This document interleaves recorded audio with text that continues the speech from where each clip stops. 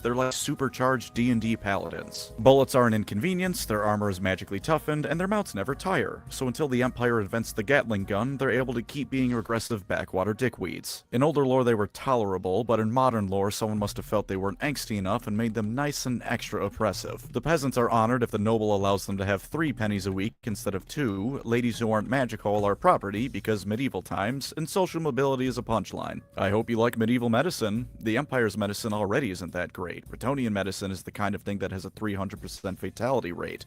And horses. Everyone has a horse. Even the lowliest peasants have a horse that more often than not eats and lives better than they do. I like horses, but I don't like them that much. If you've ever been to medieval times and made that your entire personality, Bretonnia is a good faction for you. Because God is real and hates me, they're also one of the starter factions of the old world, so getting into Warhammer Fantasy nowadays is pound for pound fairly easily done with Bretonnia. In all honesty, pick them if you like them. It is on some level cool because for as much shit as I was giving them for being generic and bland knights,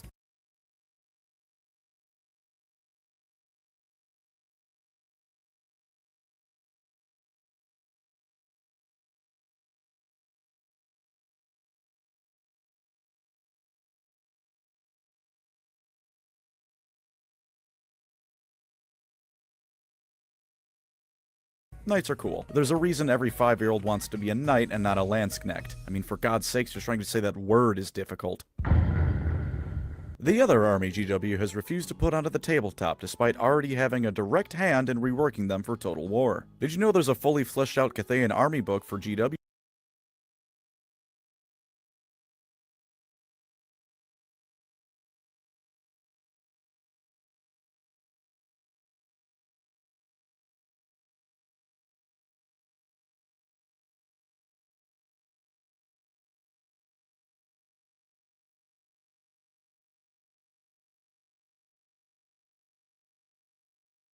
You developed, you can't have it because fun's not allowed.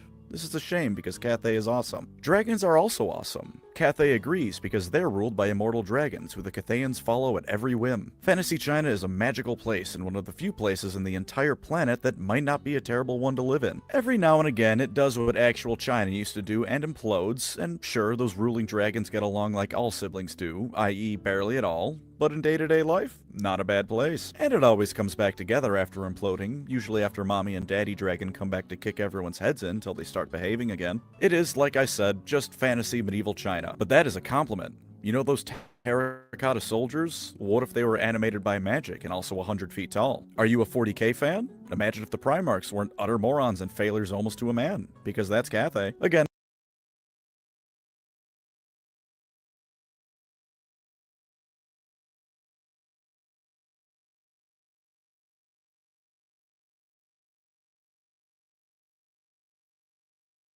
for reasons I will never understand, we don't have them yet in tabletop. But Total War does, and by God is it fun to play as Cathay. The Silk Road was prosperous in real life, and it's prosperous in Warhammer, so if/when they finally come out, prepare to show the world why China was for a good 1,000 years the most prosperous country on the planet. It's even better here because this Great Wall has magical dragon ladies guarding it. Oh, Cathay is also near the countries of Nippon, Ind, and Koresh. Nippon is Japan, Ind is India, and Koresh is Southeast Asia. I'm not giving them their own spots because no one cares about them, and I can't bring myself to either. That's it for the non-chaotic living humans, but that doesn't mean we're done talking about humans. The next few ones just don't have a heartbeat. Or skin. How many times do you go to the gym?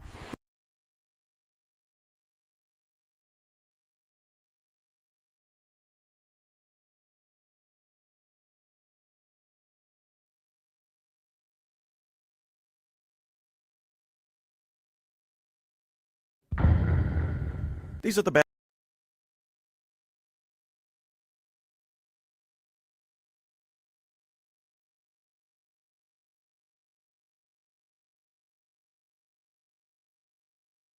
guys when chaos is taking a break.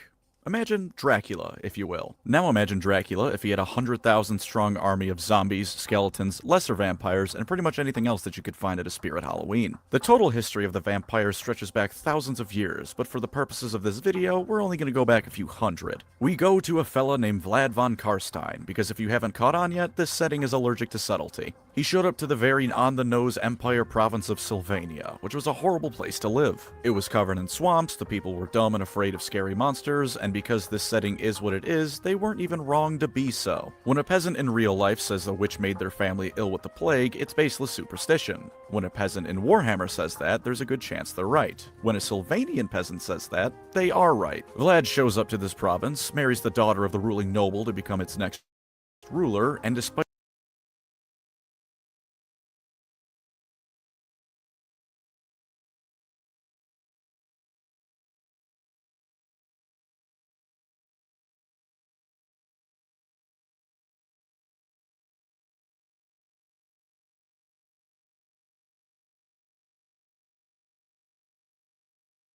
being a blood-sucking vampire, this place sucked so hard it was a marked improvement. Even better, him and his wife Isabella actually loved each other. They had vampire kids like Conrad von Karstein, who was insane and liked to twist the heads off of peasants, and Manfred von Karstein, who was the worst. Of course, this wouldn't be Warhammer if everyone was just nice and peaceful, so one day Vlad had a brilliant idea. What if he was the Emperor? He could live forever and usher in an eternal age of prosperity, mostly for vampires, but for some of the people too. So he tried to become the Emperor. At gunpoint. Zombie point more like, but 100,000 zombies is a lot more effective than most Renaissance age guns were. He failed, but the damage was done. Him, his wife, and their children spread vampirism across the Empire. Now Sylvania is barely even considered a part of it, and everyone does their best to ignore it. This is probably a bad move, because every few decades some vampire likes to try their hand at raising a massive undead army to take over the Empire with. They all fail, but they're very murderous. Them failing means the Empire's population only drops by 20% instead of 100%. Just watch the first episode of Castlevania if you somehow haven't, for what it's like when the Midnight Aristocracy goes to war. There's a lot of vampires to choose from, though, to get your specific undead needs satisfied. The von Karsteins are the classic vampires, who want to suck your blood and rule over the night. The Lamians are a vampire KGB, with spy networks in pretty much every place on the planet. Except Lustria, probably. The lizards don't take kindly to that sort of thing. The Strigoi are what happens if your average Florida resident became a vampire, the Necrox are evil wizards, and the Blood Dragons are a heavy metal album cover. If you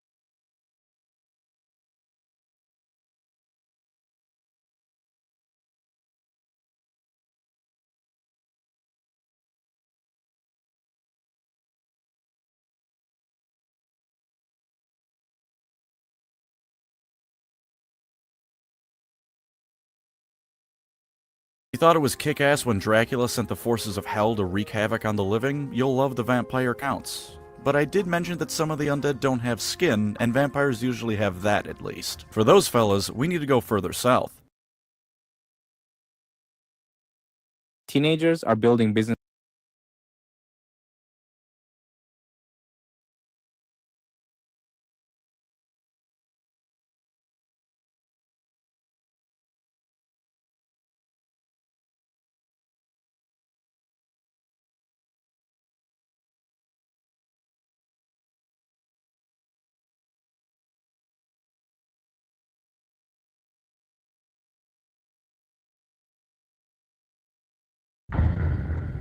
Ancient Egypt. Ancient Egypt. Ancient Egypt.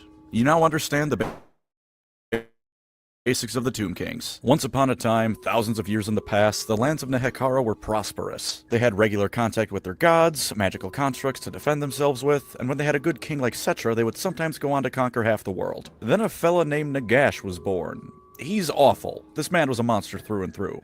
He's really smart, though. Smart enough to capture dark elves and force them to teach him dark magic, which usually humans can't do. Smart enough to invent necromancy with what he learned. Smart enough to overthrow his brother, the king, and take over most of the land with his undead forces. And he's also quite powerful with his magic. He was eventually overthrown and cast into the desert where he died, but he invented necromancy. Death is a suggestion for him. Such is his power. When he inevitably came back, he discovered someone had stolen his research notes and used them to make vampires. He made those vampires his generals, and no, they didn't have a choice in the matter, and then decided ruling just Nehekara with undead wasn't enough. So he formed a plan to kill everyone in the region at once, resurrect every corpse on the planet, and take over the world with his World War Z undead army.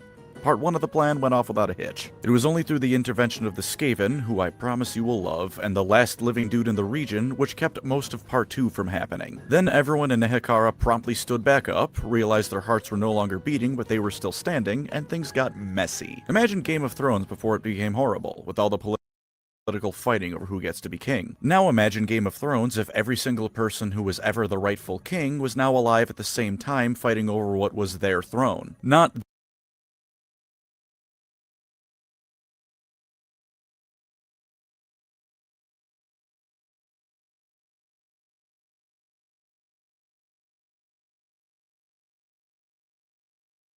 they believed it to be their throne, or they wanted it to be their throne. It was the throne they sat on once upon a time.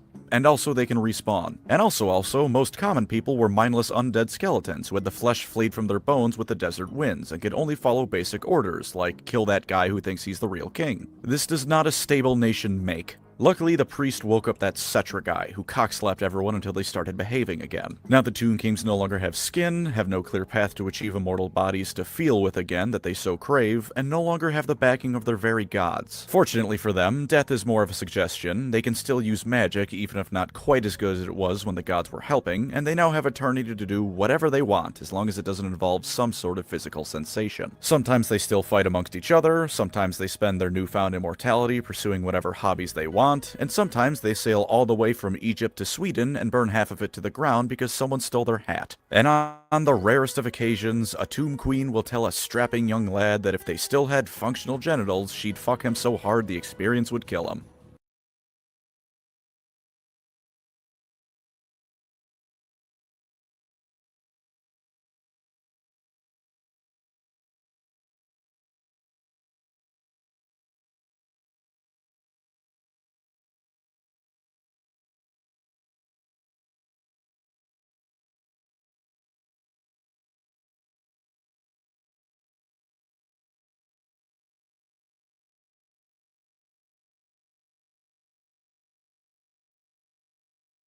They're very fun. They're true neutral to the core. Some of them want conquest, some of them just want to find new hobbies, some hate the living out of jealousy, some don't care either way as long as they serve, and some go out of their way to find human members to recruit for their court because it reminds them of what they've lost. If you can think of a motivation, there's a Tomb King that has it. It's a very simple thing to know if the Tomb Kings are for you or not.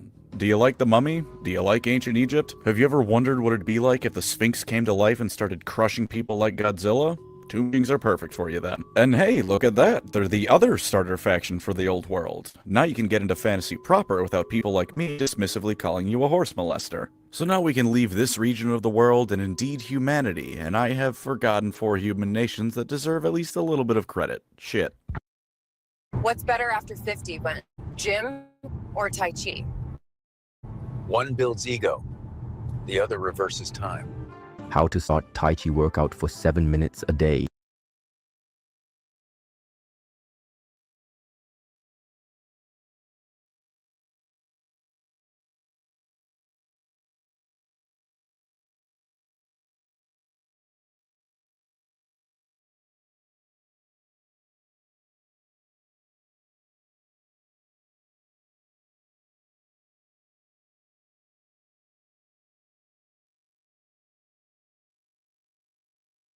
Credit. Shit.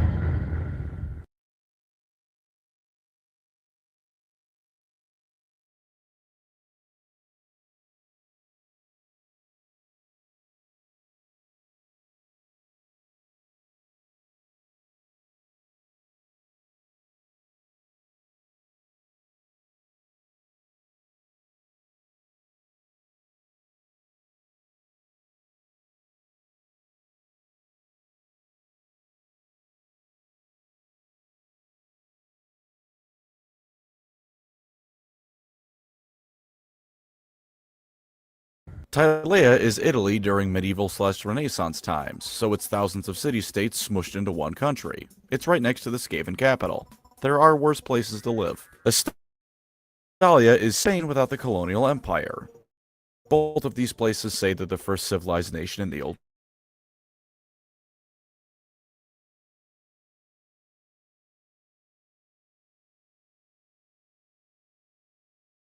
Dwarves want it to be. It is an excuse to fight the Empire in a futile attempt to make it big, and petty nobles. Araby is exactly what you think it is. Turn Aladdin into a war game faction, but only a background faction. And if you think that's me being dismissive of it, do please read about Sultan Jafar's military campaign against the Old World. It's actually got advanced medicine, science, and magical practices and theories. I can guarantee the only thing you're going to remember about this place is Sultan Jafar.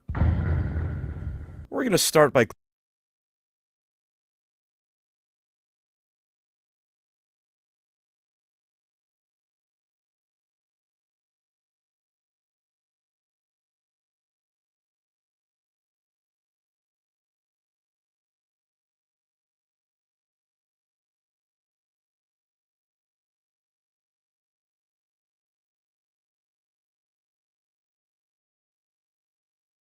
clumping all the elves together, because their backstories are all very interconnected. Don't worry, they'll each get their own time to shine. Once upon a time, there were just elves. The first species created by the Old Ones to fight chaos, they were made to be elves. Arrogant, long-lived, and short of the Slann, they're the best wizards around. Then chaos descended, the Old Ones pissed off, and the elves had no idea what the hell to do. Eventually, a cool elf named Kalidor made a magical vortex, the chief cool elf, Anarion, grabbed a cursed sword that killed a whole lot of demons, and then everything cooled down a bit. Anarion disappeared, but they elected a new king, so all was okay. His children with his first wife even showed back up to be a bloodline of legendary heroes, though they're also cursed because of that sword. Then Anarion's second wife told their son Malekith that he should be king, convinced him with her boobs because family trees can be shaped like Christmas wreaths if you don't mind being a freak, and a civil war broke out. Malekith walked into a sacred fire to prove his worth, whereupon their chief god lit him on fire. Him and his mother kept trying to take over the home continent of Ulthuan. They nearly unmade it when they realized they couldn't, and then the newly formed Dark Elves were forced off of it to go live in Canada. The High Elves, those who stayed behind, once again got to rebuild the shattered remnants of their home. At least they still had their firm friendship with the dwarfs, that's a good thing. Oh, wait, that got ruined too. But don't feel too bad, the High Elf King ruined that one for them himself by being the worst. That one wasn't an unfortunate tragedy, it was a self-imposed unfortunate tragedy. The dwarfs and the High Elves fought Fantasy World War I, and it was pretty miserable for everyone involved. Picking a victor is sort of meaningless because both groups were pretty thoroughly wrecked by the event, and the High Elves had to return home when the Dark Elves began the first of many invasion attempts to retake Ulthuan. Some High Elves didn't go home and sheltered in a magical forest called Athel Loren instead. Now we have our third group of elves, the Wood Elves. Bermuda, make the switch to TBI.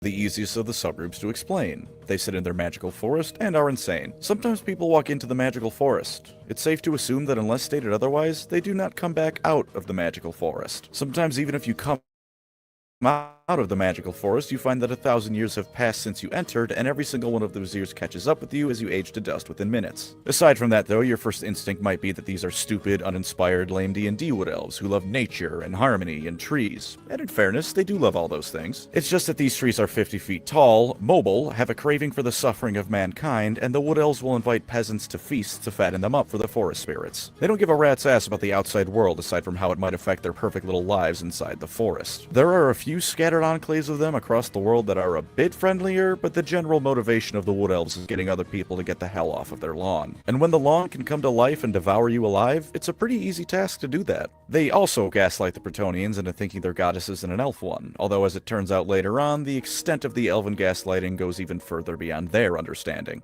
They're led by the avatars of two of the elf gods, naturally the ones that are focused on nature, because Wood Elf. The king likes to rampage across Bretonia every now and again for funsies, and the queen sometimes says don't do that, sometimes doesn't care, and sometimes encourages it when she's in a feisty mood. They're not my thing, truth be told, but I can respect the idea of wanting to be left alone for all eternity. So if you too cringe inside a little bit whenever you get a text message or a Discord DM, these guys might be for you.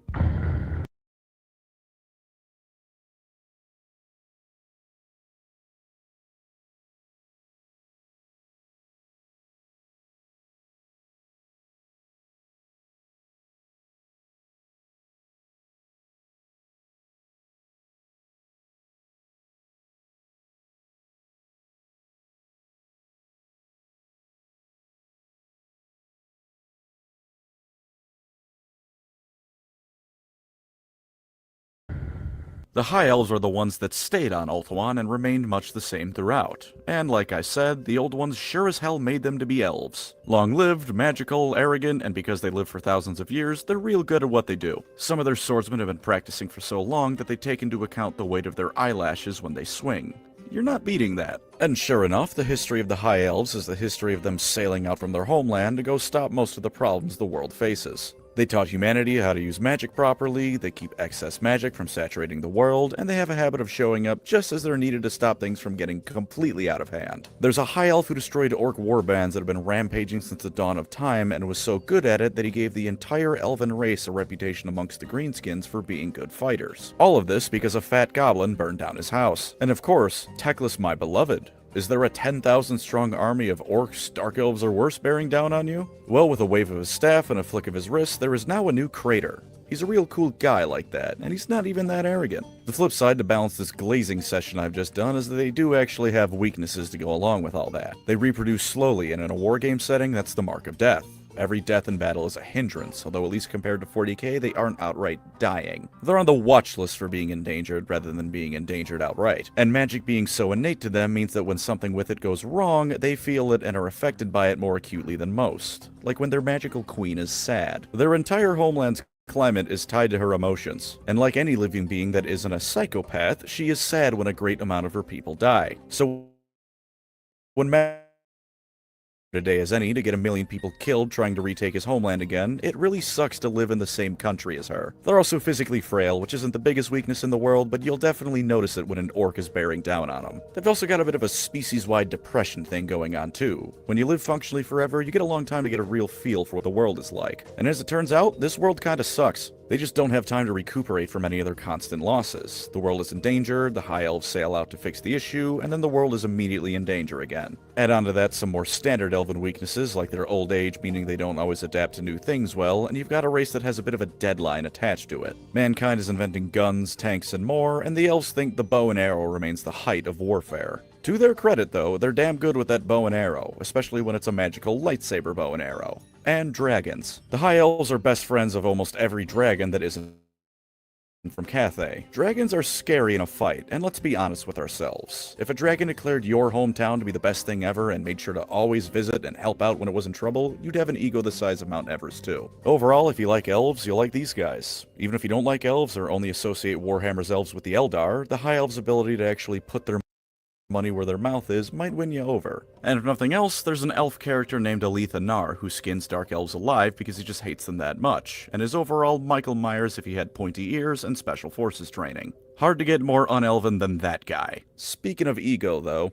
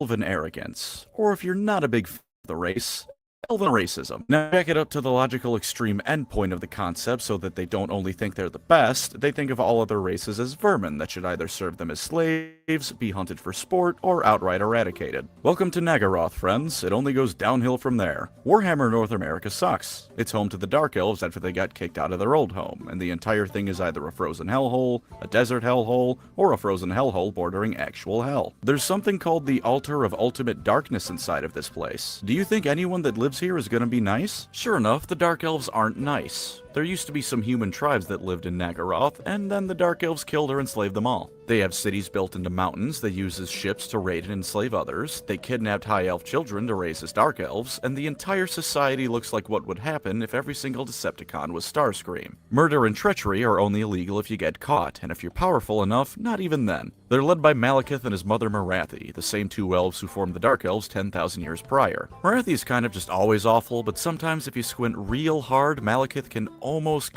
sort of a little bit resemble a noble elf hero he once was. Then he does things like instituting the elven god of murder as the head of the Dark Elf pantheon, uses demons as auxiliaries when he invades Ulthuan, and starts the Warhammer Fantasy triangle slave trade. In spite of failing to retake Ulthuan every time he tries, he's a damn powerful wizard and warrior both. He's just Darth Vader, actually. He's even got the suit of armor that helps keep him alive because he was severely burned. And who can forget his mommy issues? Although I don't think Anakin ever piped his mother, so a little bit different there. There is no height of cruelty that Dark Elves don't aspire to. Acting nice gets you killed because it clearly means you're weak. Admitting you're a bit tired or injured gets you killed because if you were strong, you wouldn't be injured, so clearly you're weak and someone else more fitting should take your spot. They don't have as many dragon allies, and the ones they do are corrupted by dark magic, so they just grab whatever monstrosity they can find in the Midwest and put it in chains until it's time for battle.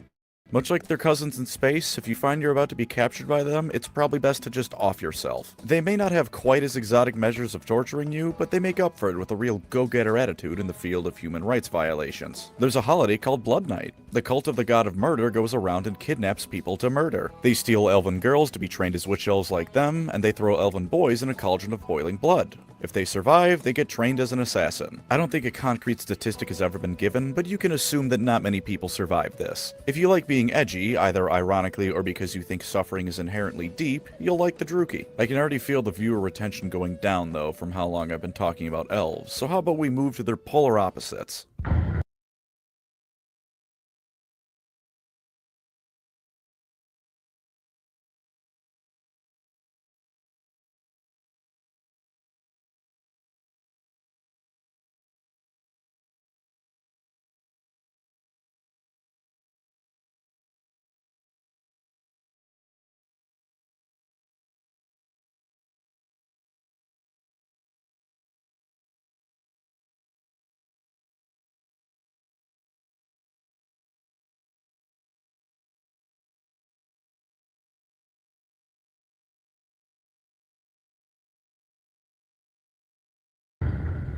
Elves are posh, regal, and always at least a little bit uptight.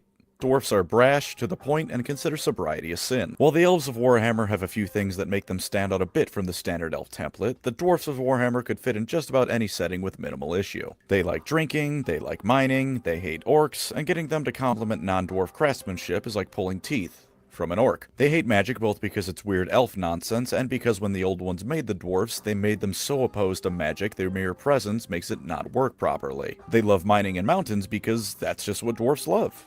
They do have three things that make them stand out, though. First is that it's pronounced dwarfs, not dwarves. Second is that these dwarfs are industrious little fellas. They've discovered oil and how to use it, and with it make helicopters, trains, and more. While humanity has galleons with cannons and the elves have either magical dragon ships or city-sized slave ships, the dwarfs have ironclads, submarines, and aircraft carriers. They hate using them because no proper dwarf would ever be happy with anything but solid earth under their feet, but they have them. They're slow to change to the point that anything less than 500 years old gets you complained at if you suggest using it, but at least some of them understand that the 20-barreled artillery piece is nice to have even if their ancestors might not approve. The second is that these dwarfs are the embodiment of the word spite. They're bitter that the other races won't just conform to proper dwarf ways. They hate orcs and goblins for ruining their once great cities. They hate the elves for that war they got into thousands of years ago. A war that ultimately started, mind you, because the dwarf diplomat forcibly had his beard shaved. There were some other factors leading up to it, but that was the final straw. The average dwarf doesn't know about the lizardmen much, but they'd certainly hate them too if they knew the Slann were involved in shifting some mountain ranges around that destroyed a whole lot of dwarf holds. Have you ever wronged a dwarf? Into the book you go. The Great Book of Grudges, that is. Every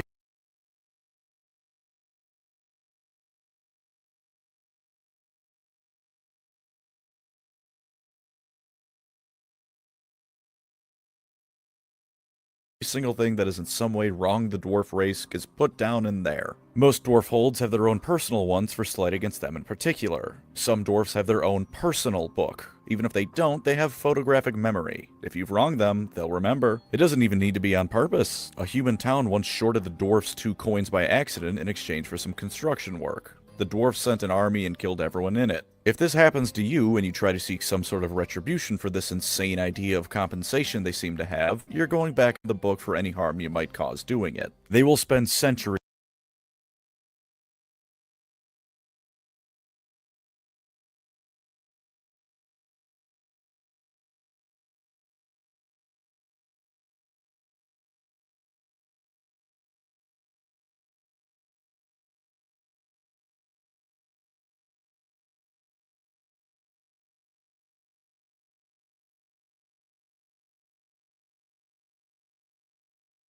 and entire military campaigns fighting wars to right grudges, and naturally anything that happens to them during these campaigns leads to more grudges, which leads to them trying to right those grudges, which causes more grudges. You know that saying about digging 2 holes when you set out for revenge? 2 holes is not nearly enough for the Dowie. And who could forget the Slayers? Let's say you're a dwarf, and you committed some seriously dishonorable action. Maybe your negligence led to other dwarfs getting killed. Maybe you fled at the height of a battle. Or maybe you just lost a bit too much money on a bet, or had your beard shaved against your will. In any of those cases, there's only one option available to you. Kill yourself. Take the Slayer Oath and die in battle. There's no redeeming yourself in any way but death. There's funerals held for those to take the Slayer Oath before they even leave to find something to kill them, because for all intents and purposes, they've died and the message just hasn't gone through to them yet. If you want some great books that explore Slayers, dwarfs, and the Warhammer world, read Gotrek and Felix. Read Gotrek and Felix anyway. Do it. Now. While the dwarfs certainly have their work cut out for them, they've got some good stuff that makes them cool regardless. They can't use magic like wizards, so instead they grab it by the balls and hit it with a hammer until it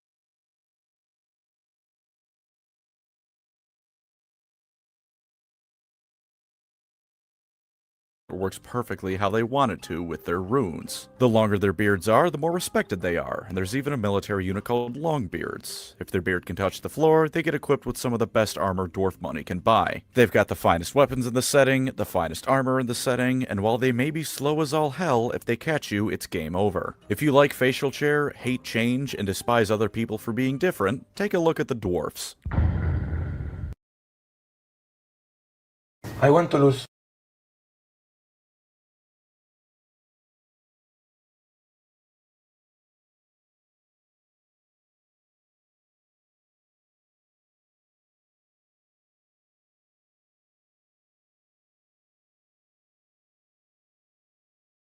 Imagine dwarfs without that silly grudge ideology. You've committed a wrong and have to make up for it, but you can right it without causing your own death. And what's more, you can properly use magic. Fireball and lightning and all those other lovely spells you can think of. Without the shackles of tradition or even their own biology holding them back, they can produce wonders of both magic and industry. Unfortunately, they replace stupid grudges with one of the most horrific slaver cultures around, and they forego tradition to worship actual demons and dark gods. And being able to use magic isn't necessarily a good thing, because it eventually turns them into stone statues. These are the Chaos Dwarfs, and they're horrifying in a way the more human followers of Chaos can only dream of being. Saying they take the best of the dwarfs is sort of overstating it, because the best of the dwarfs is their willingness to stand by both the letter and spirit of their word. They'll have your back no matter what. Plus, while their incredible stubbornness does hold them back from a lot of progress they can make and gets them into some stupid conflicts, it also means they're not only going to accomplish whatever they set out to do, but always stand by your side. If the dwarfs say they're going to help you, they're going to help you. And if a human, dwarf, and elf are all fighting together, the dwarf is going to be the last one to break. The Chaos Dwarves take these traits and have molded them in a way that is best suited to being an evil bastard. The craftsmanship of the dwarfs makes weapons, yes, but also architectural wonders and genuine pieces of art so good it can make a man weep. The Chaos Dwarfs make hell factories that are 2000% efficient and make the most brutal weapons Chaos has to offer. They take the runic magic of the dwarfs and use it to bind demons into their weapons and armor. The demons aren't happy with this, but the chaos dwarfs are still dwarfs. They're so good at what they do that more often than not, the demons are powerless once the dwarfs get their hands on them. They aren't numerous, and they aren't even terribly expansionist, but when the Chaos Dwarfs do go to war, there's nothing that can truly equal it. The finest weapons and armor just like the dwarfs, only now bolstered with the power of Hellspawn. They even have the closest thing to a nice chaos god to worship, which give them all sorts of benefits. Hashut. Sure, he's called the Father of Darkness, and is the god of tyranny, and is overall exactly as evil as you'd expect from that, but he doesn't screw the dwarfs over. They want power, he likes it when tyrants are in power, so in exchange for them using their dwarf talents to enslave others, he gives them power. The most commonly seen use of Chaos Dwarfs is as artillery crewmen for the Hell Cannon unit, as well as frequently selling Chaos Lord's weapons and armor. This is because of both their isolationist nature, and because they don't really have an army. They do have legacy rules for the old world, and they have had an army, unlike Cathay, but their status as properly playable is a bit all over the place. Still though, if you don't mind legacy rules and finding either old minis or third-party ones to use, you can feel the Chaos Dwarf army. So if you like the dwarfs but wish they were horrendous in every way possible, check out the Chaos Dwarfs. Just get used to people calling them chorfs. Not the most dignified nickname, that one. The ogres were the last race the old ones made.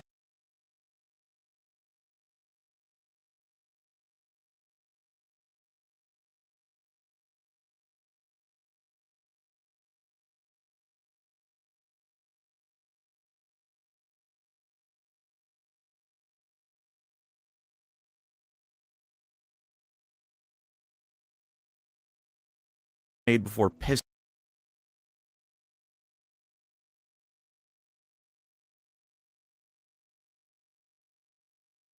off. They're resistant to chaos, tough unlike the elves, capable of changing things up quickly unlike the dwarfs, and are as ambitious and fluid as mankind. Unfortunately, the older ones couldn't quite get them to stop eating everything in sight, and never properly finished them before they left, or their homelands for that matter. When chaos invaded, the ogres were left unfinished in this state, and many became nomadic after they ate everything in whatever their first homeland was. They also ate the ancestors of the modern-day giants, who were a whole lot smarter, wiser, and powerful than the inbred alcoholic morons that giants are in Warhammer today. Things were made worse for them when they decided to migrate into Cathay, because the Dragon Emperor dropped a meteor on their homeland and blew it up. Now they had nowhere to return to, were still really hungry, and that meteor made a big hole called the Great Maw. It's a big hole in the ground with teeth, and the ogres throw food and people into it to get magical powers. They also worship a volcano and drink its lava to get fire magic. Neither of the past two sentences were made up by me.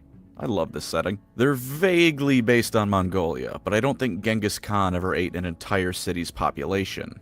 Killed everyone in it, sure, but I don't think there was mass cannibalism. The ogres, though, do exactly that. Everything about them revolves around food. Their social hierarchy is in large part determined by how fat you are. They have a race of goblinoid slaves called Noblars they employ as equal parts pack mule, assistant chefs, and snacks. They go to war to eat other races' food and or the other races. One of the most common ways you'll see ogres around is as mercenaries, because while they are stupid, they're smart enough to realize being a mercenary means you can travel the world sampling all the food you can find, and you'll even get paid for the trouble. The gut is a sacred part of an ogre's body, to the point that oftentimes it's the only part of an ogre they keep protected with armor. That might sound stupid, but consider they're twice as tall, 4 times as wide, and 8 times as heavy as a normal person, and can reliably defeat demon invasions. The closest thing to an ogre central government is Greece's Goldtooth tribe that sets up toll booths on the trading routes between Cathay and the Old World. Aside from that, though, they can be literally anywhere. They're happy to sell their services to all races, and sometimes they can even become corrupted by chaos. Being resistant to chaos, corruption, and immune to it are different things, especially if they willingly join for one reason or another. Sometimes they even embrace the cultures of the places they go willingly. An ogre isn't exactly gonna fit in an Imperial Nobles party, but are you gonna tell the 9-foot-tall slab of muscle with a racial reputation for eating people that he's being a bit of a slob? No, you aren't. And if someone does, everyone at your fancy dinner party now has some rather gruesome entertainment, while your ogre guest has dessert. Watch this. So I'm using Designer, which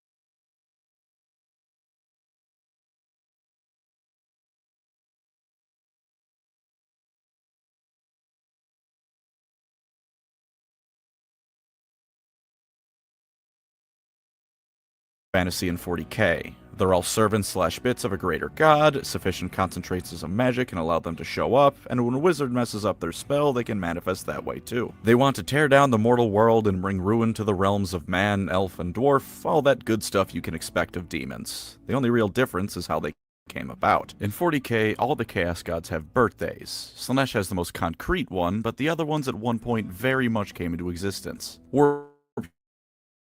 Timey-wimey cop-out garbage means they've also always existed, but I don't care about that. In fantasy, they have always existed. This came about when they broke through the portals in each of the planet's poles when the old ones overused them to ferry materials and magic to their burgeoning creations. Other than that, pretty much the same, if with a small bit more emphasis on their positive aspects. Only a small bit, though. Khorne still likes war, Nurgle still likes disease, Tzeentch still likes scheming, and Slaanesh still likes degeneracy. Same demon units, same greater demons, hell, most of the named demons are the same. Where they really shine and differentiate between settings isn't their follower first. It's itself, the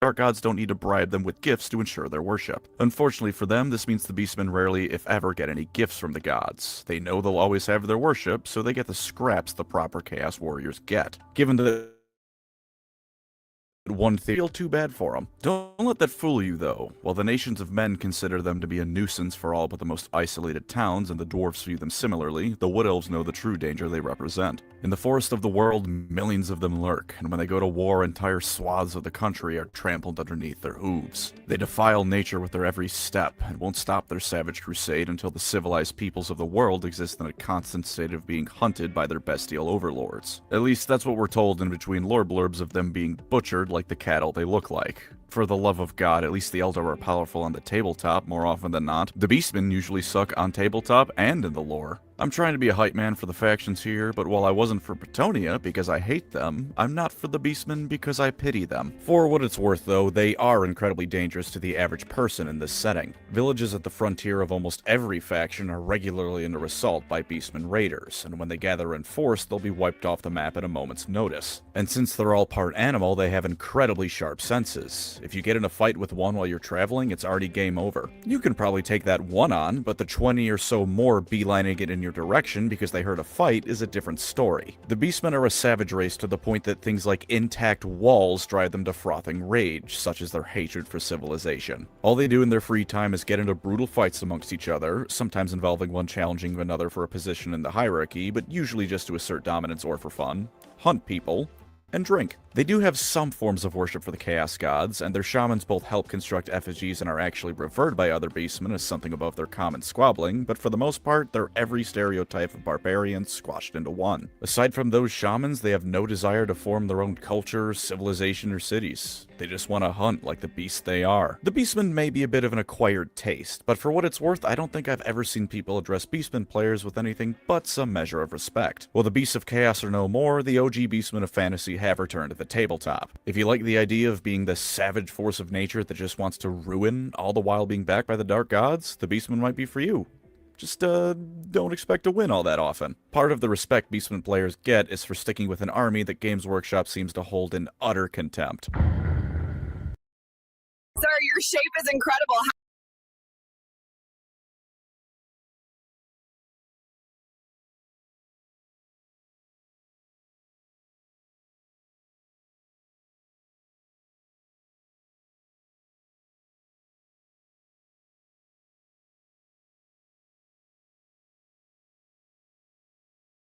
Incredibly biased, but I do not care for the motivations of most of the Traitor Legions. They strike me as like listening to a story about me and my siblings not getting along when we were kids, which I'm sure is at least partly intentional, but that's not the kind of motivation I want for why someone sold their soul to the forces of hell. At least not on a faction-wide level. By contrast, let's look at the Warriors of Chaos motivations for worshipping chaos. I'd say there's two blanket ones you can say. The reasonable one is that they live in the barren, icy lands of Norska. Aside from the southernmost regions, permafrost covers the whole land. No crops can be grown, and few animals are around to hunt. Because of their proximity to the North Pole, where the realm of chaos intersects with reality, a lot of those animals are heavily mutated, if not outright demonic. A lot of these people are also almost explicitly forsaken by Sigmar, as a lot of the ones who live there now are the descendants of the ones Sigmar forced out when he was forming the Empire. With all that in mind, I think it's at least understandable that these people would turn to the Chaos Gods for protection and worship. If the only option of worship is the guy who's all about plague, you might as well hope he's in a good mood and will keep the plague at bay in exchange for a few sacrificed southerners. The other motivation, while less relatable, is also much more fun.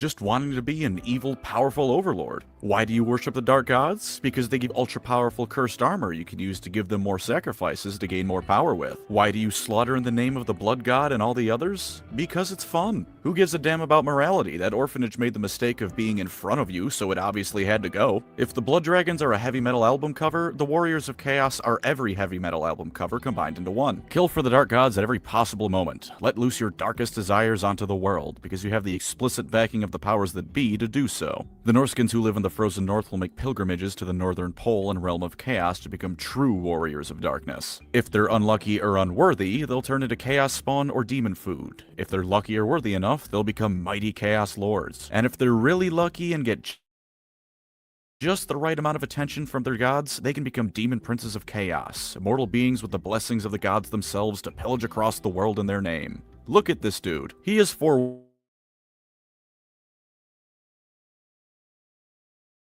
wet metal around and had a if you want to play the bad guys who revel in being bad guys for the sake of it, the Warriors of Chaos have no equal. But believe it or not, these guys aren't the evilest faction.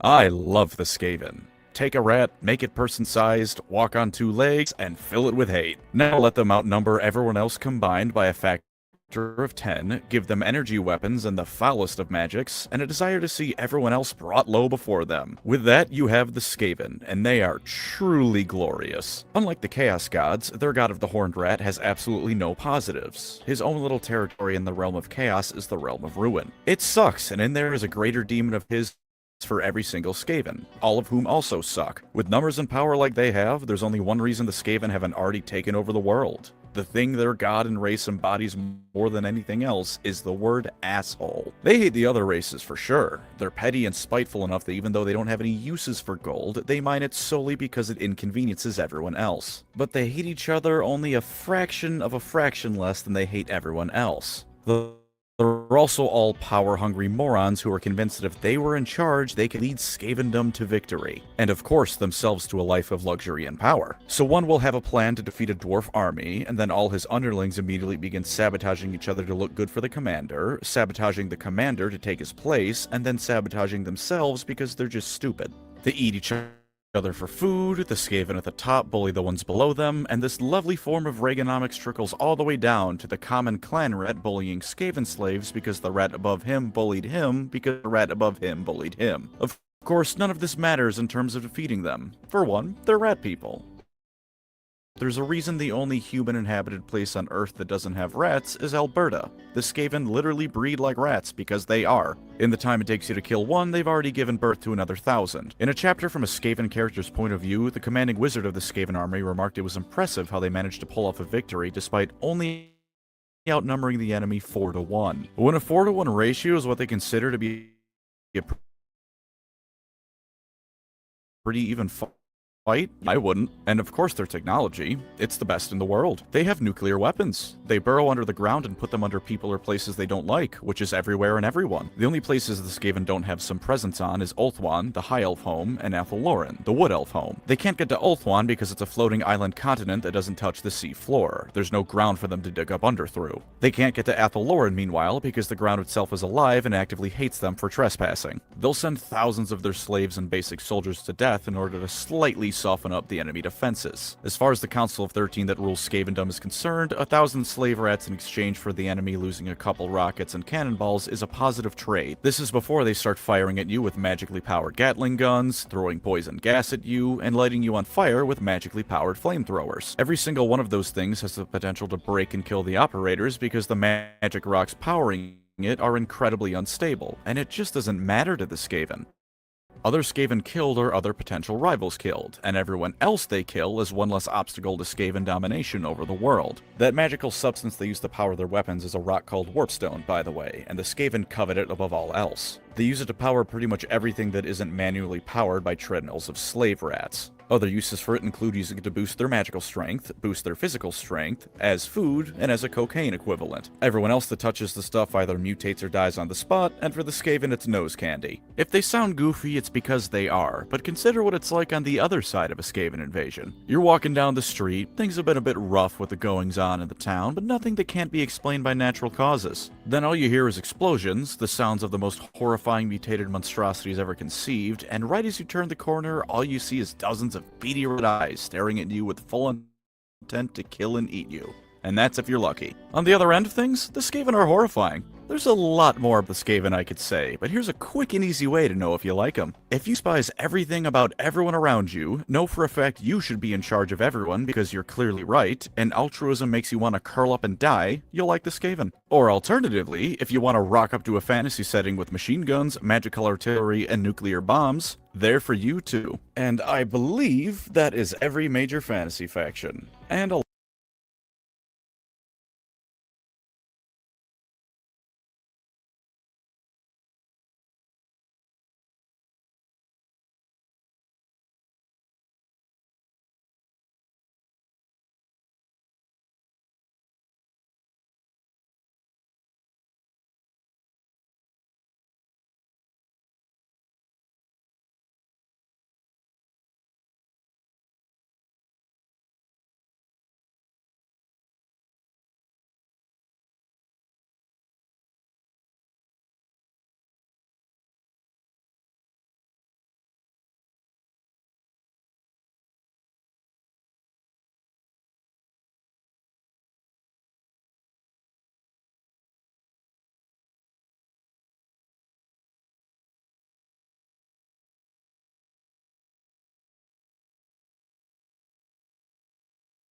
a lot of the minor ones. If you're new to fantasy, I hope this was a decently informative primer. If you aren't, I hope something in here was funny. Thank you as always to my wonderful channel members. You are the Warhammer Fantasy to my Warhammer, the